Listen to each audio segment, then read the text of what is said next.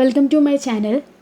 ഇന്ന് 10ാം ക്ലാസ്സിലെ ഹിന്ദിയിലെ ഇക്കായി ഏക്ക് യൂണിറ്റ് 1-ലെ ഫസ്റ്റ് ചാപ്റ്റർ ആയിട്ടുള്ള സഫറോം കി ജുഗൽബന്ദി എന്ന പാഠഭാഗത്തിനെ കുറിച്ചാണ് നമ്മൾ ഈ വീഡിയോയിൽ ചർച്ച ചെയ്യുന്നത്.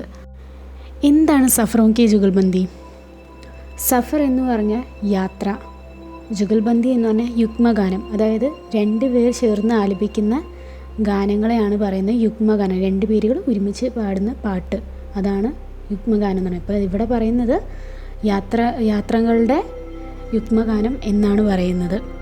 ഇവിടെ നമുക്കൊരു ഉദ്ധരണി, ഒരു കോട്ട് കൊടുത്തിട്ടുണ്ട്. രാഹി മാസൂം രസയുടെ വളരെ ഫേമസ് ആയിട്ടുള്ള ഒരു ഇന്ത്യൻ എഴുത്തുകാരനും കവിയുമൊക്കെയാണ്. അദ്ദേഹത്തിൻ്റെ 2 വരികളാണ് ഇവിടെ കൊടുത്തിട്ടുള്ളത്. ഇസ് സഫർ മേ നീന്ത് ഏസി ഖോ ഗയി, ഹം ന സോയെ രാത് തക്ക സോ ഗയി. ഇവിടെ എന്താ പറയുന്നത്? ഈ സഫർ മേ, അതായത് ഈ യാത്രയിൽ, നീന്ത് ഏസി ഖോ ഗയി, അതായത് ഉറക്കം ഇല്ലാണ്ടായിന്ന്. ഏസി എന്ന് പറഞ്ഞാൽ അങ്ങനെ തന്നെ ഇല്ലാണ്ടായിന്ന്. ഹം ന സോയെ, ഞങ്ങൾ ഉറങ്ങാൻ കഴിയില്ല, ഞങ്ങൾക്ക് ഉറങ്ങാൻ കഴിഞ്ഞില്ല. രാത്ത് തക്ക സോ ഗയി, അതായത് രാത്രി ക്ഷീണിച്ച് ഉറങ്ങിപ്പോയി എന്നാണ് പറയുന്നത്. അതായത് രാത്രി ക്ഷീണിച്ച് ഉറങ്ങിപ്പോകാന്ന് പറഞ്ഞു കഴിഞ്ഞാൽ നേരം വെളുക്കാറായി. അതായത് ആ ഒരു യാത്ര അവരത്രയും ആനന്ദത്തോടെ ചെയ്തു പോയി. അവരുറങ്ങിയില്ലെങ്കിലും രാത്രി കഴിയാറായി. അതാണ് ആ ഒരു 2 ലൈനിൽ പറയുന്നത്. നമുക്ക് ഈ ചാപ്റ്ററിൽ എന്താണ്, അപ്പോൾ യാത്രകളെക്കുറിച്ച് തന്നെയാണ്, യാത്രകളെ റിലേറ്റ് ചെയ്തിട്ടുള്ള പാഠങ്ങൾ തന്നെയാണ് ഉള്ളതല്ലേ. അപ്പോൾ ഇവിടെ ഫസ്റ്റ് നമുക്ക് പ്രവേശികയായിട്ട് കൊടുത്തിട്ടുള്ളത് ഒരു ഉദ്ഘോഷൻ പടേ എന്നാണ് പറഞ്ഞിട്ടുള്ളത്. അതായത് ഇവിടെ കൊടുത്തിട്ടുള്ള ഒരു അനൗൺസ്മെൻറ്റ്. ഉദ്ഘോഷൻ എന്ന് പറഞ്ഞു കഴിഞ്ഞാൽ എന്താണ്? അനൗൺസ്മെൻറ്റ് ശ്രദ്ധിക്കാനാണ് അല്ലെങ്കിൽ വായിക്കാനാണ് പറയുന്നത്. യാത്രിയോം കൃപയ ധ്യാൻ ദി, गाड़ी नंबर 1 6 3 4 8 तिरुवनंतपुरम से मैंगलुरु तक जाने वाली Thiruvananthapuram Mangaluru express platform number 2 पर आ रही है. ഇങ്ങനൊരു അനൗൺസ്മെൻറ്റ് നമ്മളെപ്പോഴും റെയിൽവേ സ്റ്റേഷനിലൊക്കെ പോകുമ്പോൾ കേൾക്കാറുള്ളതല്ല അല്ലേ. ഇവിടെ എന്താ പറയുന്നത്? യാത്രയും കൃപയാ ധ്യാൻ ദേ, യാത്രക്കാരുടെ ശ്രദ്ധയ്ക്ക്. ഗാഡി നമ്പർ, ട്രെയിൻ നമ്പർ 1 6 3 4 8, എന്താണ്? 1 6 3 4 8 അല്ലേ. തിരുവനന്തപുരം സേ മംഗളൂരു തക്ക്, അതായത് തിരുവനന്തപുരത്ത് നിന്നും മംഗലാപുരം വരെ. ജാനേ വാലി തിരുവനന്തപുരം മംഗളൂരു എക്സ്പ്രസ്, അതായത് മംഗലാപുരം വരെ പോകുന്ന Thiruvananthapuram Mangalapuram express platform number 2 पर ആ രഹി ഹെ, അതായത് പ്ലാറ്റ്ഫോം നമ്പർ 2ലേക്ക് വന്നുകൊണ്ടിരിക്കുന്നു. റെയിൽവേ സ്റ്റേഷൻ്റെ ഉള്ളിൽ നമ്മളെപ്പോഴും സ്ഥിരമായിട്ട് എപ്പോഴും കേൾക്കുന്ന ഒരു അനൗൺസ്മെൻറ്റാണിതല്ലേ.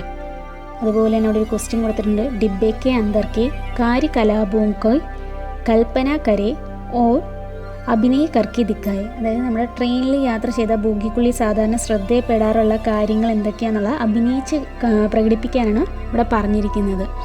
എന്തൊക്കെ കാര്യങ്ങളാണ് വരാറുള്ളത്? നമ്മൾ ചായയൊക്കെ വിൽക്കുന്ന ആൾക്കാരെ കാണാറുണ്ടല്ലേ. ചായ് വാല ചായ് ബേച്ച് രഹാ ഹേ, പിന്നെന്താ യാത്രി ചായ് പീ രഹാ ഹേ, അതുപോലെ യാത്രക്കാരെന്താണ് ചായ കുടിക്കുന്നുണ്ടാവും. ബച്ച ഖേൽ രഹാ ഹേ, കുട്ടികൾ കളിക്കുന്നുണ്ടാവും, കുട്ടി കളിക്കുന്നുണ്ട്. ഏക് ആദ്മി സോ രഹാ ഹേ, ആൾക്കാർ ഉറങ്ങുന്നുണ്ടാവും. അപ്പോൾ ഇവിടെ എന്താണ്? ഒരാൾ ഉറങ്ങുന്നുണ്ട്. ഔരത് അഖ്ബാർ പഠ് രഹി ഹേ, സ്ത്രീ പത്രം വായിക്കുന്ന, അഖ്ബാർ എന്ന് പറഞ്ഞാൽ പത്രം വായിക്കുന്നുണ്ട് അവിടെ. ടിക്കറ്റ് പരിരക്ഷക് ടിക്കറ്റ് കാ ജാഞ്ച് കർ രഹാ ഹേ, ടിക്കറ്റ് ചെക്ക് ചെയ്യാൻ വരെ നമ്മുടെ TTR ഒക്കെ ഉണ്ടാവും അല്ലേ, ആൾ ടിക്കറ്റ് ചെക്ക് ചെയ്യുന്നുണ്ടാവും. യുവക് ഫോൺ കർ രഹാ ഹേ, അതായത് ഒരു ചെറുപ്പക്കാരൻ ഫോൺ വിളിച്ചുകൊണ്ടിരിക്കുന്നുണ്ട്. ലടുക്കി വീഡിയോ ദേഖ് രഹി ഹേ, പെൺകുട്ടി വീഡിയോ കണ്ടുകൊണ്ടിരിക്കുന്നുണ്ട്. ഇങ്ങനെ പല പല കാര്യങ്ങൾ നമുക്ക് റെയിൽവേ സ്റ്റേഷനിൽ ഡിബ്ബയിൽ കാണാൻ കഴിയുന്നതാണ് അല്ലേ, ബോഗികളിലൊക്കെ കാണാൻ കഴിയുന്നതാണ്. ഇനി നമുക്ക് ആദ്യ യൂണിറ്റിലെ ആദ്യ പാഠമായിട്ടുള്ള കിടുക്കി എന്ന ലഘുകഥ നമുക്ക് നോക്കാം അല്ലേ. ലഘുകഥ എന്ന് പറഞ്ഞാൽ എന്താണ്? ചെറുകഥ, മലയാളത്തിൽ ചെറുകഥ, അല്ലെങ്കിൽ ഇംഗ്ലീഷിൽ ഷോർട്ട് സ്റ്റോറി എന്ന് പറയാം. നമ്മുടെ ഇവിടുത്തെ ഈ ലഘുകഥ എഴുതിയിരിക്കുന്ന ആരാണ്? കിടുക്കി എന്ന് പറഞ്ഞിട്ട് ലഘുകഥ എഴുതിയിട്ടുള്ളത് അഞ്ജു ഗർബന്ദ എന്ന് പറഞ്ഞിട്ടുള്ള ഒരു എഴുത്തുകാരിയാണ്. നമുക്ക് ആദ്യം നമ്മുടെ എഴുത്തുകാരീനെ പരിചയപ്പെടാം അല്ലേ. അഞ്ജു ഗർബന്ദ അല്ലേ, ജന്മം എപ്പോഴാണ് അവരുണ്ടായത്? 31 നമ്മൾ എന്ത് പറയും? 31 അല്ലേ. 31 ഒക്ടോബർ 1971, 1971, 1971 നമുക്ക് എന്ത് പറയാം? 1971 അങ്ങനെയാണ് പറയാം. ഇനി അഞ്ജു ഗർബന്ദനെ കുറിച്ച് നമുക്ക് നോക്കാം അല്ലേ. അഞ്ജു ഗർബന്ദ ക ജൻ ദില്ലി മേ ഹുവ. എവിടെ ജനിച്ചത് അഞ്ജു ഗർബന്ദ? ദില്ലിയിലാണല്ലേ, ദില്ലിയിൽ ജനിച്ചു. വേ അധ്യാപിക, ലേഖിക തഥാ റേഡിയോ കലാകാർ ഹെ. അവരെന്തൊക്കെയായിരുന്നു?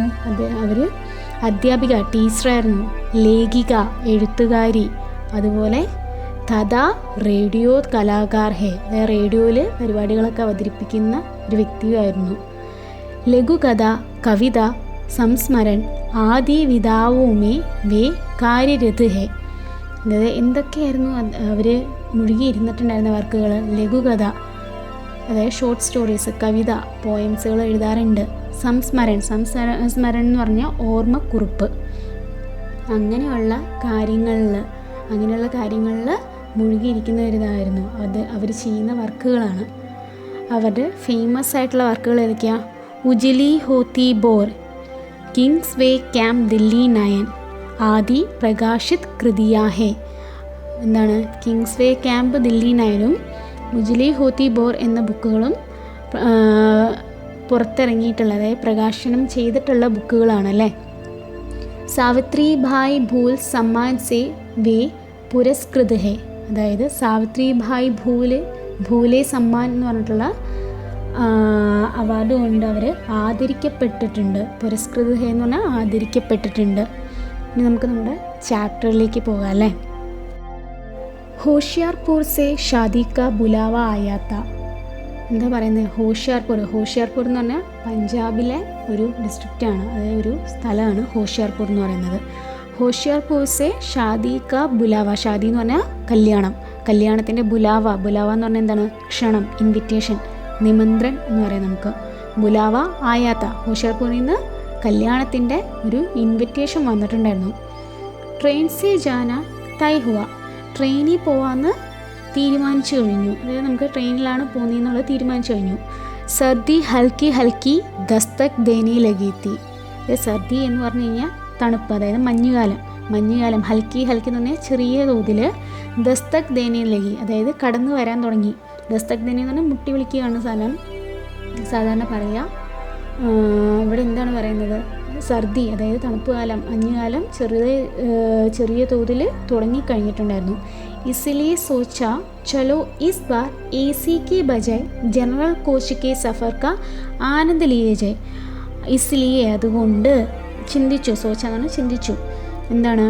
AC കോച്ചിന് പകരം ജനറൽ കോച്ചിൽ യാത്രയുടെ അനുഭവം അനുഭവിക്കാമെന്ന് തീരുമാനിച്ചു. पहले बीवी बच्चे जनरल से जाने पर कुछ नाराज़ हुए, पर फिर थोड़ी नानुक्कुर के बाद मान गए. दिल्ली से लगभग 8 घंटे का सफ़र.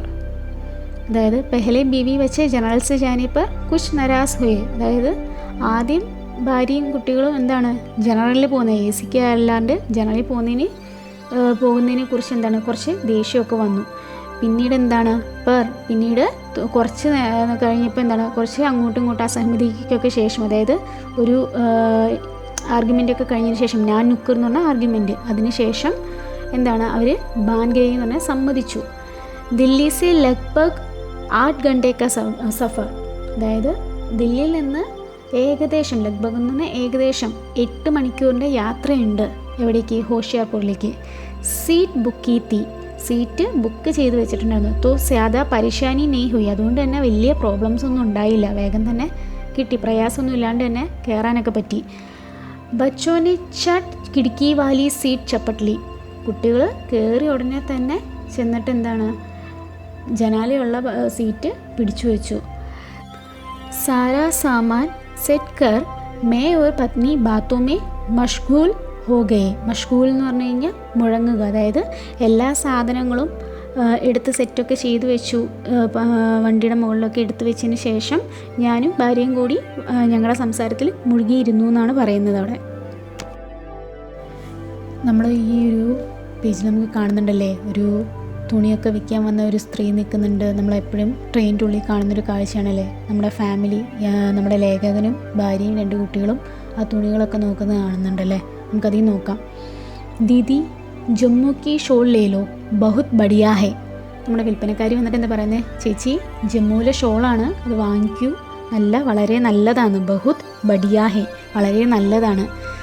രംഗ് ബിരംഗി ഷോളോं का भरी गट्टर उठाए एक सांवली सलोनी कजरारी आंखों वाली युवती पत्नी को इसरार करने लगी. രംഗ് ബിരംഗി എന്ന് പറഞ്ഞാൽ പല വർണ്ണങ്ങളിലുള്ള ഷോളുകളുടെ വളരെ ഭാരമുള്ള, ഭാരി എന്ന് പറഞ്ഞാൽ വളരെ ഭാരമുള്ള ഖട്ടർ ഉട്ടായി, അതായത് ഖട്ടർ എന്ന് പറഞ്ഞാൽ സഞ്ചി, അത് ആ തുണികൾ നിറച്ച് ആ തുണി സഞ്ചിയും പിടിച്ച് അതും കൊണ്ടുവന്ന് ഏക്ക് സാവലി സലോനി, സാവലി എന്ന് പറഞ്ഞാൽ ഷ്യാം രംഗുവാലി, അതായത് കാർമേഘ വർണ്ണത്തിൻ്റെ കളറുള്ള സലോനി, സുന്ദരമായ കജിരാരി ആക്കോം വാലി യുവതി, അതായത് കജിരാരി എന്ന് പറയുന്ന കാജൽ ലഗി ആക്കി, അതായത് കൺമഷി എഴുതിയ കണ്ണുകൾ, അതായത് കാർമേഘത്തിൻ്റെ കളറുള്ള അത്രയും സുന്ദരമായിട്ടുള്ള കൺമഷി എഴുതിയ കണ്ണുകളുള്ള ഒരു യുവതി. അത് എന്താണ്, ഭാര്യയ്ക്ക് വളരെയധികം ഇഷ്ടമാവാൻ തുടങ്ങി, ഭയങ്കര ആഗ്രഹം തോന്നി തുടങ്ങി. ആ ഒരു ലേഡി വിൽക്കുന്നത് കണ്ടപ്പോൾ ആളോട് അത് വാങ്ങിക്കാനായിട്ടൊരു ആഗ്രഹം തോന്നി. കിത്തിനെ കി ഹേ, ഇപ്പോൾ ഭാര്യ എന്താ ചോദിക്കുന്നത്, എത്ര രൂപയുടെയാണെന്നാണ് ചോദിക്കുന്നത്. 2800 എന്നാണ് നമ്മുടെ യുവതി പറയുന്നത്, അതായത് 250 രൂപ. അപ്പോൾ ഭാര്യ പറയാണ് ഇത്തി മെഹങ്കി, ഇത്തി എന്ന് പറയുന്നത് ഇത്തിനി എന്നാണ് ഇവിടെ ഉദ്ദേശിക്കുന്നത്. മെഹങ്കി എന്ന് പറഞ്ഞു കഴിഞ്ഞാൽ കൂടിയ, വില കൂടിയതാണോന്ന്, ഇത്രയും വില കൂടുതലോന്ന്. സാദാ പീസ് ലോഗി തോ കം കരുതൂങ്കി, നമ്മുടെ യുവതി പറയാണ് കുറച്ച് പീസുകൾ കൂടുതൽ എടുക്കുകയാണെങ്കിൽ കാശ് കുറച്ച് തരാന്ന്. മുജെ ദുഃഖാൻ കോലി ഹേ ക്യാ, ഭാര്യ ചോദിക്കുകയാണ് എനിക്ക് എന്താ കട തുറക്കാൻ വല്ല പ്ലാനും ഉണ്ടോ എന്നാണ് ചോദിക്കുന്നത്. എനിക്കെന്താ കട തുറക്കണം, ഇത്രയും അധികം ഇത് വാങ്ങിച്ചിട്ട് പോയിട്ട്, തുണികൾ വാങ്ങിച്ചിട്ട്, ഷോള് വാങ്ങിച്ചിട്ട് പോയിട്ട് എന്താ കാര്യം എന്ന് ചോദിക്കുന്നത്. ലേ ലോനാ ബഹനോ ഓർ ബാബിയോം കെ ലിയേ, അപ്പോൾ ആ യുവതി പറയാണ് എടുത്തോളൂ, സഹോദരിമാർക്കും ഏട്ടത്തിമാർക്കൊക്കെ ആയിട്ട് കൊടുക്കാലോ എന്നാണ് പറയുന്നത്, അവർക്ക് വേണ്ടിയിട്ട് എടുക്കാനാണ് പറയുന്നത്. മേനെ പത്നിക്കോ ഇഷാര കിയ തോ ഉസ്നെ ആഗ് തരേക്കർ മുझे ചുപ്പ് രഹനെ കാ സംകേത് ദിയ, ഞാൻ എന്താണ് മേനെ പത്നിക്കോ ഇഷാര കിയ എന്ന് പറഞ്ഞു കഴിഞ്ഞാൽ ആംഗ്യം കാണിച്ചു, ഭാര്യയോട് ആംഗ്യം കാണിച്ചിട്ട് പറഞ്ഞു എടുത്തോളാൻ പറഞ്ഞു. അപ്പോൾ തോ ഉസ്നെ, അതായത് വൈഫ്, അപ്പോൾ എന്ത് ചെയ്തു, കണ്ണ് കാണിച്ചിട്ട് വാണിംഗ് കൊടുത്തിട്ട് മിണ്ടാതിരിക്കാൻ വേണ്ടിയിട്ട് അവിടെ ആളും തിരിച്ച് ഒരു ആക്ഷൻ കൊടുത്തു, അതായത് ഒരു എന്താണ് സങ്കേതം, അതായത് ആംഗ്യം കാണിച്ചിട്ട് മിണ്ടാതിരിക്കാൻ വേണ്ടിയിട്ട് അവിടെ പറഞ്ഞു ഭാര്യ. അച്ഛാ 5 പീസ് ലോ തോ കിത്തനെ കി ദേഗി, അവിടെ ഭാര്യ ചോദിക്കുകയാണ് 5 പീസ് എടുക്കുകയാണെന്നുണ്ടെങ്കിൽ എത്ര രൂപയ്ക്ക് തരുമെന്നാണ് ചോദിക്കുന്നത്. 200 റുപ്പിയ പെർ പീസ് ലേ ലേന ദീദി, അതായത് ഓരോ പീസും 200 രൂപയ്ക്ക് എടുത്തോളാനാണ് നമ്മുടെ യുവതി പറയുന്നത്. 100 റുപ്പിയ പെർ പീസ്, ഭാര്യ എന്താ പറയുന്നത്, അതൊന്നും പറ്റില്ല, എനിക്ക് 100 രൂപ ഒരു പീസിന് എടുക്കാൻ പറ്റുള്ളൂ എന്ന് പറയാണ്. ദീദി സോ തോ ബഹുത് കം ഹേ करते हुए उसकी गला रूठ गया और उसकी कजरारी आंखें भर आई. അപ്പോൾ ആ യുവതി എന്താണ് പറയുന്നത്, ചേച്ചി 100 രൂപ എന്ന് പറയുന്നത് വളരെ കുറവാണ്, ബഹുത് കം ഹേ, വളരെ കുറവാണ്. അങ്ങനെ പറഞ്ഞുകൊണ്ട് ഉസ്കാ ഗല, അതായത് അവരുടെ തൊണ്ട, രുദ്ഘയ എന്ന് പറഞ്ഞു കഴിഞ്ഞാൽ എന്താണ്, രുദ്ഘയ എന്ന് പറഞ്ഞാൽ ഇടറിപ്പോയി, കണ്ടം ഇടറിപ്പോയി, ഗല രുദ്ഘയ എന്ന് പറഞ്ഞു കഴിഞ്ഞാൽ കണ്ടം ഇടറിപ്പോയി, അവരുടെ തൊണ്ട ഇടറിപ്പോയി. ഉസ്കി കജരാരി ആക്കെ ബർ ആയി, അവരുടെ കൺമഷി എഴുതിയ കണ്ണുകൾ നിറഞ്ഞു വന്നു. ഛ നാ തേരി നാ മേരി 150 പെർ പീസ്. അപ്പോൾ വൈഫ് എന്താ പറഞ്ഞത്, ശരി ഓക്കെ, നിൻ്റെ അല്ല എൻ്റെ അല്ല, 150 പെർ പീസ്. 150 എന്ന് പറഞ്ഞു കഴിഞ്ഞാൽ 150 രൂപ, 150 രൂപയ്ക്ക് ഓരോ പീസിനും വാങ്ങിക്കാമെന്ന് പറഞ്ഞു. അച്ഛാ ദീദി ടീക്ക് ലോ രംഗ് പസന്ദ് കർ ലോ. അപ്പോൾ നമ്മുടെ യുവതി പറഞ്ഞു ശരി ഓക്കെ ദീദി, ശരിയാണ് ഓക്കെ, നിങ്ങൾ എടുത്തോളൂ, ഇഷ്ടപ്പെട്ട കളർ ഏതാണെന്ന് വെച്ചാൽ നോക്കി എടുത്തോളാൻ പറയാണ്. രംഗ് പസന്ദ് കർലോ, ഇഷ്ടപ്പെട്ട കളറ് നോക്കി എടുക്കാനാണ് പറയുന്നത്. കുച്ച് സോച്തേ ഹുയേ ഉസ്നെ കഹാ ഓർ ഗട്ടർ പത്നി കെ സാമനെ സർക്കാ ദിയ, അതായത് കുറച്ച് ചിന്തിച്ചുകൊണ്ട് യുവതി പറഞ്ഞു ശരി എന്നാൽ ഇഷ്ടപ്പെട്ട ഷോളുകൾ ഏതാണെന്ന് വെച്ച് കഴിഞ്ഞാൽ കളറ് ഏതാണെന്ന് വെച്ച് കഴിഞ്ഞാൽ എടുത്തോളാൻ പറഞ്ഞു. എന്നിട്ട് എന്ത് ചെയ്തു, ആ ഭാണ്ഡക്കെട്ട് ഭാര്യയുടെ മുമ്പിലേക്ക് നീക്കി വെച്ചു എടുക്കാൻ വേണ്ടിയിട്ട്. പത്നീനെ 5 ഷോൾ അലക് കർലി, ഭാര്യ എന്ത് ചെയ്തു 5 ഷോളുകൾ അലക് കർലി മാറ്റി വെച്ചു. മേരി ഓർ ദേഖ് രുപേ ദേനെ കാ ഇഷാര കിയ, എന്നിട്ട് എൻ്റെ ഭാഗത്തേക്ക് നോക്കിയിട്ട്, എന്നെ നോക്കിയിട്ട്, മേരി ഓർ എന്ന് പറഞ്ഞാൽ എന്നെ നോക്കിയിട്ട് കാശ് കൊടുക്കാൻ വേണ്ടിയിട്ട് ഇഷാര കിയ, ആംഗ്യം കാണിച്ചു. കാശ് കൊടുക്കാൻ വേണ്ടിയിട്ട് ആംഗ്യം കാണിച്ചു. മേനെ ചട്ട് 750 റുപ്യ നിക്കാൽ കർ ദേ ദിയെ. ഞാൻ പെട്ടെന്ന് തന്നെ 750 രൂപ എടുത്തിട്ട് കൊടുത്തു. എൻ്റെ ബാഗിൽ നിന്ന് എടുത്തിട്ട്, എൻ്റെ പേഴ്സിൽ നിന്ന് എടുത്തിട്ട് വേഗം കൊടുത്തു. 750 എന്ന് പറഞ്ഞാൽ എത്രയാണ്? 750 രൂപയാണ്. അതെടുത്തിട്ട് ഉടനെ തന്നെ എന്ത് ചെയ്തു? കൊടുത്തു. उसके जाने के बाद रास्ते भर पत्नी की सुई इस बात पर अटकी रही, वो एक बार में ही 150 में मान गई, गलती की, थोड़ा तोल मोल और करना चाहिए था. അതായത് ആ ഒരു യുവതി പോയി കഴിഞ്ഞ ശേഷം, ഷോളെല്ലാം വിറ്റ് പോയതിന് ശേഷം ഭാര്യയുടെ ചിന്ത, സുയി എന്ന് പറഞ്ഞു കഴിഞ്ഞാൽ ചിന്ത, ഒരു കാര്യത്തിൽ തന്നെ എന്താണ് മുഴുകിയിരുന്നു. എന്തായിരുന്നു അത്? वो एक बार में ही 150 में मान गई, गलती की. ഭാര്യ പറയുന്നത് വെച്ച് കഴിഞ്ഞാൽ ആ യുവതി ഒരു പ്രാവശ്യം തന്നെ 150 രൂപയ്ക്ക് സമ്മതിച്ചെന്നല്ലോ എന്ന്, കൂടുതൽ എനിക്ക് വില പേശേണ്ടി വന്നില്ല, അപ്പം തന്നെ സമ്മതിച്ചല്ലോ എന്ന്. തെറ്റ് ചെയ്തു എന്ന്, ഗൽത്തി കി, തെറ്റ് ചെയ്തു. തോട തോൽ മോൽ ഓർ കർണ ചാഹിയത്ത, അതായത് കുറച്ചും കൂടി, തോൽമോൽ എന്ന് പറഞ്ഞു കഴിഞ്ഞാൽ ബാർഗെയിൻ, കുറച്ചും കൂടി വിലപേശൽ കുറച്ചും കൂടി ചെയ്യായിരുന്നു. ഓർ കർണ ചാഹിയത്ത, കുറച്ചും കൂടി ചെയ്യായിരുന്നു എന്ന്. ഓർ മേരി സുയി അതീത് മേ ജാ അട്കീത്തി. പിന്നെ എൻ്റെ സുയി, അതായത് എൻ്റെ ചിന്ത എന്ന് പറഞ്ഞു കഴിഞ്ഞാൽ അതീത്, കഴിഞ്ഞു പോയ കാലത്തിൽ ചെന്നിട്ട് അട്കീത്തി, അവിടെ പോയിട്ട് തടഞ്ഞു നിന്നു. ബേട്ടിക്കോ ഗോദ് മേ ബിട്ട रेलगाड़ी की खिड़की से झांकता मैं सोच रहा था, मेरे पिता भी रेलगाड़ी में सामान बेच जब थके हारे घर आते तो उनकी आंखों में भी वही नमी थी जो आज उस युवती की आंखों में थी. എന്താണ് നമ്മുടെ ലേഖകൻ്റെയും ചിന്ത? എന്താണ്? ഒരു സ്ഥലത്ത് പോയിട്ട് ഒതുങ്ങി എന്ന് പറയാം, തങ്ങി നിൽക്കുമായിരുന്നു. എവിടെ? അതീത്. അതീത് എന്ന് പറഞ്ഞു കഴിഞ്ഞാൽ കഴിഞ്ഞു പോയ കാലത്തിലേക്ക്. ബേട്ടിക്കോ ഗോദ്മേ ബിട്ട, അതായത് പെൺകുട്ടീനെ, അവരുടെ മകളെ മടിയിലെടുത്ത് ഇരുത്തിയിട്ട് റെയിൽഗാഡിക്ക് കിടക്കീസെ, ട്രെയിനിലെ ജനലിൽ കൂടെ പുറത്തേക്ക് നോക്കിക്കൊണ്ട്, ചാക്ത എന്ന് പറഞ്ഞാൽ പുറത്തേക്ക് നോക്കുക, നോക്കിക്കൊണ്ട് മേ സോച്ച് റഹാത്ത, ഞാൻ ആലോചിച്ചുകൊണ്ടിരിക്കുകയായിരുന്നു. മേരെ പിതാബി, എൻ്റെ അച്ഛനും റെയിൽഗാഡി മേ സാമാൻ ബേച്ച്, പിന്നെ നമ്മുടെ ലേഖകൻ്റെ അച്ഛനും റെയിൽഗാഡിയിൽ സാധനങ്ങൾ വിൽക്കുന്ന ഒരാളായിരുന്നു. ആളെന്തായിരുന്നു?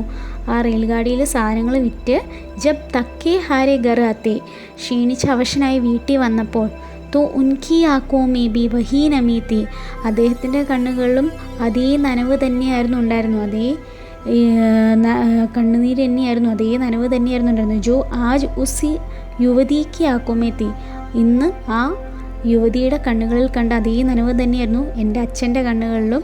അദ്ദേഹം ജോലി കഴിഞ്ഞ് ട്രെയിനിൽ സാധനങ്ങൾ വിറ്റ് ജോലി കഴിഞ്ഞ് ക്ഷീണിച്ച് അവശനായി വീട്ടിൽ വരുമ്പോൾ ഉണ്ടായിരുന്ന അതേ ഇത് തന്നെയായിരുന്നു എന്നാണ് പറയുന്നത്.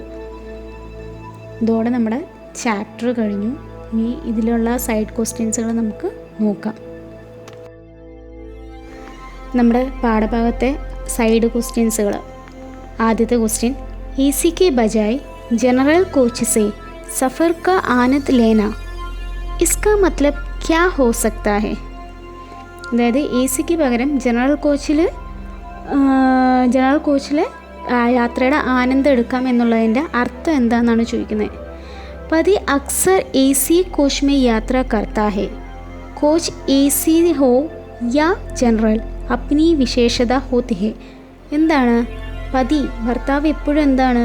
എ സി കോച്ചിലാണ് യാത്ര ചെയ്യാറുള്ളത്. കോച്ച് എ സി ആയാലും ജനറൽ ആയാലും അതിന് അതിൻ്റേതായ വിശേഷതകൾ ഉണ്ടാവും, അതായത് അതിൻ്റേതായ പ്രത്യേകതകളുണ്ടാവും. വഹ് ഇസ് ബാർ ജനറൽ കോച്ച് की വിശേഷതയായി സംജ്ഞ ഓർ ഉൻക ആനന്ദ് ലേന ചാഹതാ ഹെ. ആളെന്ത് വിചാരിച്ചു? ലേഖകൻ എന്ത് വിചാരിച്ചു? ഈ പ്രാവശ്യം ജനറൽ കോച്ചിൻ്റെ എന്തൊക്കെയാണ് പ്രത്യേകത, അവിടെ എങ്ങനെ യാത്ര ചെയ്യുന്നതിൻ്റെ സുഖം എങ്ങനെയാണെന്നൊക്കെ അറിയാമെന്നുള്ള ആഗ്രഹം ഉണ്ട് അയാൾക്ക്. और परिवार को एक अनोखा और यादगार अनुभव प्रदान कर सकता है.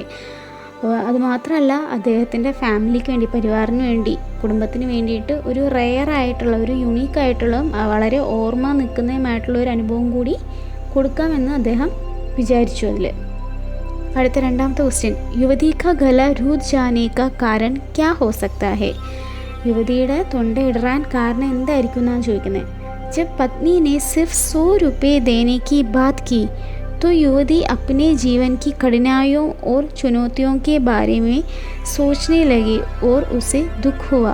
गला रूद गया. എന്താണ് വൈഫ് ആദ്യം പറഞ്ഞപ്പോൾ, ലേഖകൻ്റെ വൈഫ് ആദ്യം പറഞ്ഞു 100 രൂപയെ കൊടുക്കാൻ പറ്റുള്ളൂ എന്ന് പറഞ്ഞപ്പോൾ യുവതി अपने जीवन की കഠിനായും ഓർ ചുനൗത്തിയോം കെ ബാരെ മേ സോച്നെ ലഗി. അതായത് യുവതി എന്ത് ചെയ്തു, അവരുടെ ജീവിതത്തിലെ ബുദ്ധിമുട്ടുകളും വെല്ലുവിളികളെയൊക്കെ ആലോചിച്ചിട്ട് എന്താണ് അവർക്ക് വിഷമായി. ഉസേ ദുഃഖ് ഹുവ ഗല രൂത് ഗയ. അതുകൊണ്ടാണ് അവരുടെ തൊണ്ട ഇടറാൻ കാരണം.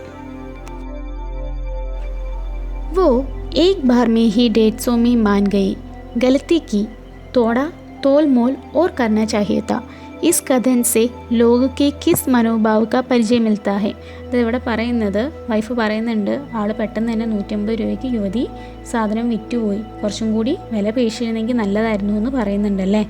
അവിടെ ഈ ഒരു ഡയലോഗിൽ നിന്ന്, ഈ ഒരു സംഭാഷണത്തിൽ നിന്ന് എന്താണ് നമുക്ക് മറ്റുള്ളവരുടെ അല്ലെങ്കിൽ മനുഷ്യരുടെ സ്വഭാവം മനസ്സിലാവുന്നതെന്നാണ് ചോദിക്കുന്നത്.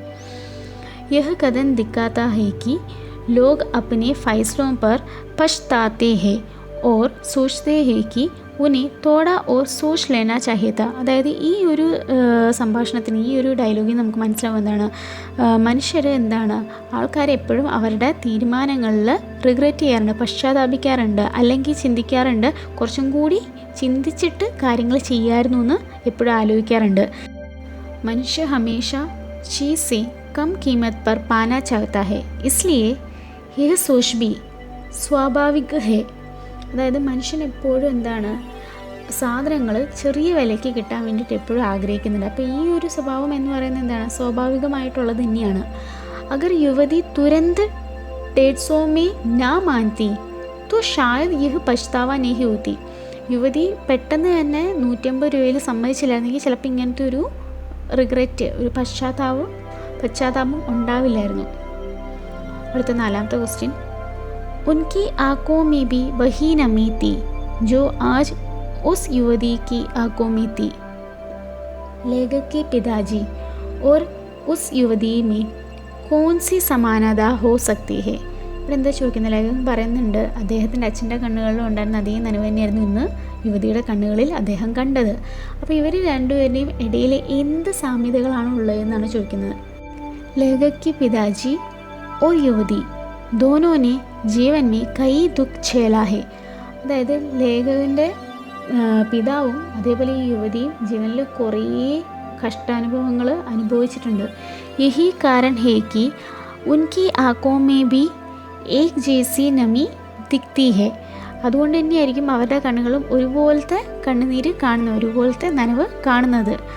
दोनों रोज़ रेलगाड़ी में सामान बेचते हैं और हर दिन इस चिंता में रहते हैं कि कुछ बिकेगा या नहीं.